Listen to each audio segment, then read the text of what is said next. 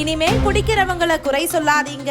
அவங்க குடிக்கிறதுக்கு காரணமே இதுதான். அதாவது மனிதர்களா பிறந்த எல்லாருமே ஒரே மாதிரியா இருக்கிறது இல்ல. ஒவ்வொருவரோட பழக்க வழக்கங்களும் ஒவ்வொரு மாதிரியா இருக்கும். ஒரு வீட்டுல ஒரு தாய் 2 குழந்தைகளை பெற்றெடுக்கிறாங்கன்னு வச்சுக்குவோம். அதுல ஒரு பிள்ளை நல்லா கூட வளரலாம், ஒரு பிள்ளை கெட்ட வழியில கூட போகலாம். பலர் வீட்டுல இன்னைக்கு போராட்டம் என்னன்னு பாத்தீங்கன்னா ஆண்கள் குடிச்சிட்டு வர்றதுதான். இந்த குடியை அவங்களே நிறுத்திடணும் அப்படின்னு நினைச்சாலும் கூட இன்னைக்கு என்ன நேரத்துல குடிச்சிட்டு வந்தாங்களோ அதே நேரத்துக்கு மறுநாளும் குடிச்சிட்டு வந்துருவாங்க.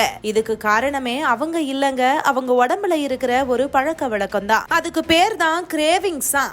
இது என்ன செய்யும் அப்படின்னா, முதல் நாள் நீங்கள் எந்த நேரத்துல குடிச்சீங்களோ அதே நாள் மறுபடியும் குடிக்க தூண்டுமா. இந்த பழக்க வழக்கங்களை கட்டுப்படுத்துறது ரொம்பவே சுலபமா. அதை நீங்க நடந்து கொள்ளும் முறைய வச்சு கட்டுப்படுத்திடலாமா. இது மாதிரி உங்களுக்கு குடிக்க தோன்றும் பொழுதே இதை சிறிது கழித்து செய்யலாம் அப்படின்னு தள்ளி போடலாமா. குடிக்கணும் அப்படின்னு கிரேவிங்ஸ் வர்றப்ப நீங்க உங்களுக்கு பிடித்தமான விஷயத்துல கவனத்தை செலுத்தலாமா. அப்படி நீங்க செஞ்சுட்டே வந்தா இந்த பழக்க வழக்கங்கள்ல இருந்து ஈஸியா விடுபட்டுலாமா.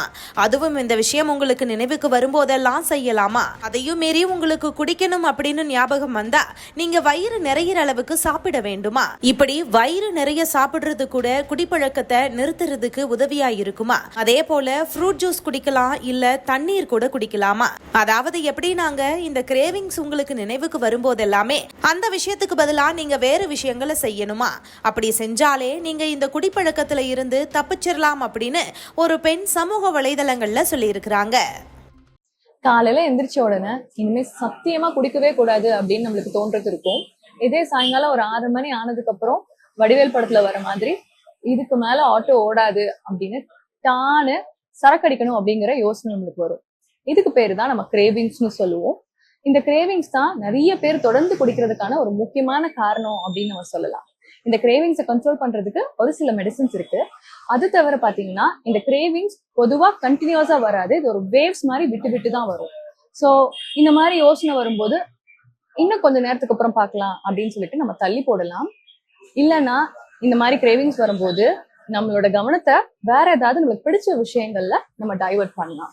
அதுக்கும் மேல தண்ணி அடிக்கணும் அப்படிங்கிற கிரேவிங்ஸ் வந்துட்டுன்னா நம்ம வயிறு ஃபுல்லாகிற வரைக்கும் ஒன்று சாப்பிடலாம், இல்ல ஜூஸ் குடிக்கலாம், எதுவுமே இல்லைன்னா தண்ணி குடிக்கலாம். இந்த மாதிரி பண்ணும்போது நம்ம கிரேவிங்ஸ் நல்லாவே கண்ட்ரோல் ஆகும்.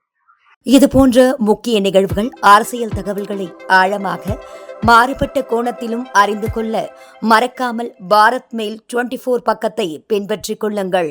உங்கள் ஒவ்வொரு ஆதரவும் இது போன்ற பல நிகழ்வுகளின் பின்னணியை அறிய உதவும். இது போன்ற முக்கிய நிகழ்வுகள், அரசியல் தகவல்களை ஆழமாக மாறுபட்ட கோணத்திலும் அறிந்து கொள்ள மறக்காமல் பாரத் மெயில் 24 பக்கத்தை பின்பற்றிக் கொள்ளுங்கள்.